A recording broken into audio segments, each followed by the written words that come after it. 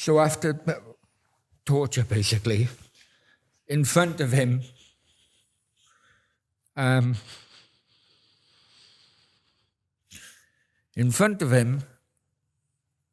could see, after I beat him, I could see him. I just looked at him. Now, he said it was a nervous laugh, but he was grinning. He was grinning while I was getting beaten.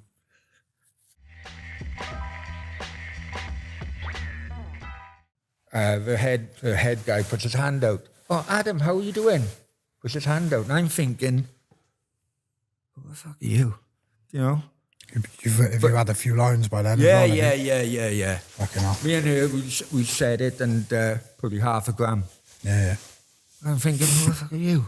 He put a hand out. So I thought, well, nice enough. So as I'm putting my hand out, boom, the handcuffs come over. Head then against the table, and showed her the CID badges. Yeah, put his hand out. And as the handcuff went over, I went to shake his hand, the handcuff come over, and head straight down, pushed her head against the table, and showed her the CID badge. But fun, I do laugh of it. So I'm literally now, we're saying, right, we're going outside, because everyone was, looking around, looking what was happening there. So as they get me up from my chair, the waiter comes running over. Whoa, you can't take him yet. So the police say, why can't we take him? He's got a bill to pay.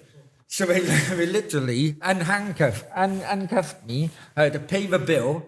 Then they cuffed me again and took me outside. So, right, so I'm outside. I'm outside now. They take me out to the car park. I notice there's 2 police cars, both blacked out. One of them, no doors open. The other one, every single door open. So they patted me down. They find what was left, the half a gram left in my pocket. So they say, is she with you? Now, I know about the sharing charge you can have in Dubai. So I said, no, we just met tonight. I just didn't want her to get her involved, Yeah. So I thought to myself, right, I'm just going to have to take the half a gram on myself. So as they patted me down, they then bungled me in the car, and we went in the car where all the doors open, and they said, we're going to your apartment. Now, maybe it's me thinking UK, right? But I'm thinking to myself, hang on, you've only got half a gram. Why are we going to my apartment? We're going to your apartment. So we all jumped in the one car. The other car, still no one coming out. But the 2 cars go back to my apartment. As we get out, again, no doors open in the other car. Go to my apartment, and as the officer's putting a key in, he says, where's the safe? Now I'm thinking a bit relieved now, because I'm thinking there's no safe in my apartment. I said, my friend, there's no safe in my apartment. We know there's a safe in my apartment. We know there's a safe in this apartment. I said, you can look wherever. I'm telling you now, there's no safe. Oh, don't worry, we will. We went up in the roof. We went under the bed. We literally took the apartment to pieces, really. And then I come across the 3 boxes he put in my apartment, but all heavily taped up. Grabbed a knife out of a drawer, opened one of the boxes up, and it's one of the handheld kind of safes you would buy in Argos or something inside the box. Yeah. So I'm fucking bored. And, so they take it out. And he said, so I'm standing there now in the middle of my apartment. Basically, the safe is on the bed there. And he said, what's the code? And I'm nervously laughing now. I said, my friend, it's not my safe. I can't tell you the code. Wrong answer. No, it's cowardly the way they done it because I couldn't defend myself. You know, because I'm handcuffed. Wrong answer. Bang. Haymaker, basically. Hardest punch he could ever give me on my jaw. Fucking hell. And, you know, they put me back up straight. He said, what's the code? And I'm saying, my friend, I don't know what the code is. He then nods to the other officer. The other officer goes behind me with a taser gun, tasered me in the back. So I drop onto the floor. If you can imagine, my shoulder is not on the floor, it's at an angle against the bed, the bottom of the bed. And then they start stamping on me, kicking me, stamping on me. I broke my shoulder. Got me back up. And for another 5 times, so 6 in total, they asked me what the code was. I couldn't give them. So it was a beating every single time. After the 6th time, the door opened. And my so-called friend then come in handcuffed with other officers. So they asked me again in front of him. So they made sure he was watching. Said, what's the code? You know, again, I said, I don't know. Beat me. Then they started running the water in the bathroom. And then they took me in the bathroom in front of him and they started waterboarding me.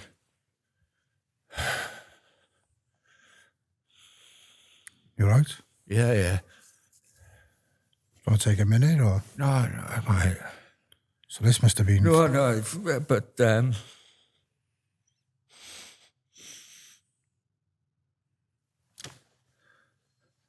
Right, do you want a minute? Yeah, no, I might.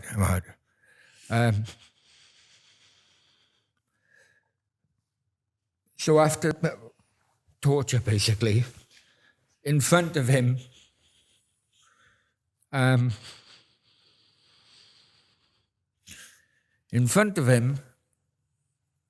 could see, after he beat me, I could see him. I just looked at him. Now, he said it was a nervous laugh, but he was grinning. He was grinning while I was getting beaten. And then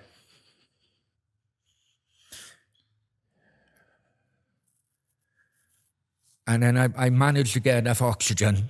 And I said, it's you are fucking safe. You tell him a code. They said, oh, it's you are safe, is it? So they turned their attention onto him. It's you are safe, is it? What's the code? Now he's seen what they done to me. I can't tell you. I still, to this day, don't even know what the code was. For example, if he said 1, 2, 3, 4, boom, boom, boom, boom, door open, 100 gram of cocaine in a safe. They found it there, didn't they? Yeah. You know, so they take us then back to, they put us in a car, separate cars. They take us to CID headquarters. Checked us both in, but we went to separate cells. Now, CID headquarters. I've been to some jails in my time, but that is an absolute disgraceful place. Is it? At one point, there was 29 of us in a 2-man cell. And people were there for... I was there for the best part of a week. And then what happened... the first night... The first night we were in separate cells, I'd say. And then the second night, The second night, they called him at 4:00 in the morning. I'm thinking, why is he going out? So they called him, and he disappeared with the police 4:00 in the morning.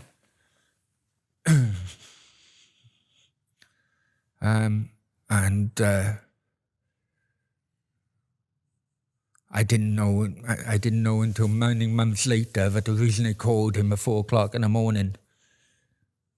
Well, if I'll stop it there and then I'll go on to what happened on the other, with my friend. Yeah. While I was in the bar with the girl, now my friend, I had the gram because he does He was the drugs. dealer. Yeah. Yeah. I'm. As long as it got nothing to do with me, no problem at all. In my opinion, Yeah, liberal. Yeah. But he had a main customer. One of his main customers was a Brazilian footballer, second division footballer, and the Brazilian footballer got had a party going on, and CID after the party was, neighbours were complaining too loud music. Then CID went into the party, and they seen everything on the table, and they say, "Look, where do you get it from?" "Oh, I had it from Steve." "Okay, well, we'll arrange a meeting with this Steve." So they arranged a meeting. So they grabbed, my so-called mate, Steve. So they then go back to his apartment again. As I say, on the 22nd floor. They find 40,000 in cash, scales, and 19 bags of cocaine ready to go in the fridge. I didn't know any of this until many months later. All right, so that's what happened. They say, "We know you're not the big fish. Who's the big fish?" Now he's thinking, right, I put that in Adam's apartment, and Adam's flying back. He said, I get it from Adam. He brings it from the UK. Wow. Right. We'll arrange a meeting with this Adam, and that's where I started having messages from him. From him. Where are Where you? is he from, Ad? This guy? Wrexham. Wrexham, yeah. Yeah. You can't trust them fucking Oh, North I Indians. know. I'm telling you. Yeah. Right. So yeah, I didn't know any of this, and for many months later, six months in total. Yeah. He was like that, and I knew that his story wasn't adding up. So now we go back to when they called him out the following day. Now, unbeknown to me again at the time, they call him out, and they say to him, we'll make sure the judge is lenient with you. We want your customers. Okay, so he goes around in a police car, going around, messaging his customers, saying he got cheap cocaine for sale, anyone wants it. One guy comes back to him. So they arrange a meeting with the one guy, arrest the guy, but the guy then says, well, hang on, I'm buying off this guy. So Steve then give himself another selling charge by cooperating with him. Right? But again, I didn't know it. So before the day after, the prosecutor is now wanting interviews. He goes in first. Don't know what he said. Then I go in. And said, Steve says that he buys off you. I said, you what? Yeah. Steve said that he buys off you. Is that true? I said, let me tell you. I've been a user for many years, I've never, ever sold drugs in my life. People who know me will tell you that. I've been in recruitment for so long. I made my money in recruitment, basically. Yeah. And then property later on. Right? And And I said, and I don't know why, but it just dawned on me. Under pressure, something just dawned on me. I said, I'll tell you something. I said, I want CCTV cameras checked because I knew it was CCTV cameras on the end of each hallway Yeah. in the apartment. I said, between the time of Sunday and the time in which I landed, you will see him putting those boxes into my apartment. I said, and another thing, I want you to run fingerprints off the cocaine, off the safe. In fact, you can run fingerprints off the boxes the safe was in. I can guarantee you none of my fingerprints will be on that. Okay, we'll do that. No problem. Right? So, that was it. They then took us to the first main jail, really, Al Barsha Old Jail, if anyone knows that. Absolute dump. Absolute dump. Rats and bloody cockroaches going everywhere. About 2-3 weeks after, I then got on the phone to the embassy. Now, what happens over there is basically you're just a number. You're just a number, and for no information to get out, they then put whatever charge you're on against the number online. But the embassy know how their system works, so he was standing behind me. Now, bear in mind, I didn't know anything of what he said until months later. And I'm ringing the embassy, and they say, Adam, your charge has come online. Okay. Importing. I'm like, what? He said, yeah, importing. I said, okay, can you just describe what importing actually, bringing it in from another country? And I'm thinking, Fucking hell. fuck. Yeah. But I slammed the phone down. I went to him. I said, how the fuck have they got me on importing? Well, I don't know. He said, I don't know. Is this Steve now, yeah? Yeah. So you were banged up together then at that point? Yeah. But when we went to the main one, we were banged up together. Wow. So You want to fucking kill him at that point? or? Well, What was that relationship like when you were both there together and I'll be you honest know this with you. guy stitched you up like? Well, I'll be honest with you. He was like that, like a snake all the way through. Yeah. And me and him were the only British people there for the first 3 months. Better the devil I you know, thought I like. needed him, if I'm honest with you. I thought I needed him, just to get through that, to mentally get through the situation. Yeah. So I believed a lot in what he was saying. I couldn't put one on, some of the dots didn't add up whatsoever. I'm thinking, but I at that time I did believe him, and I don't know, he said. And then 3 months after then, we were transferred into Al Barsha New Jail. And thousands of people there. And a little bit better. Yeah. But then I come across more British people. Yeah. And basically, they split us up then. He went on one side for, we would call it in his country, wing. I went to the other, and then they put me like with the other British people. And then I'm trying to tell them that, the story. And they said, you're crazy. You must have done that for them to come in. Just put one and one together. Yeah. And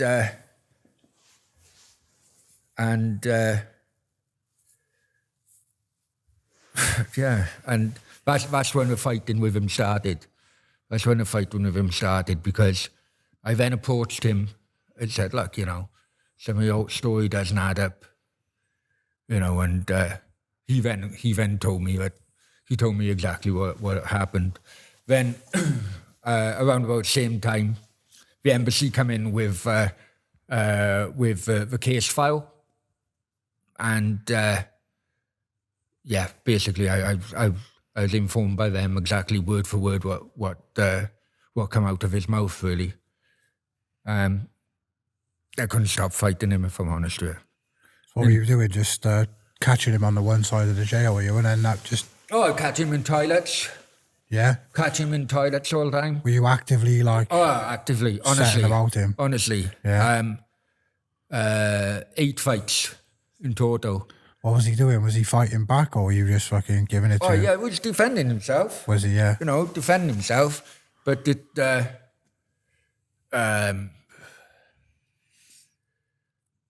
yeah, it was, I don't know.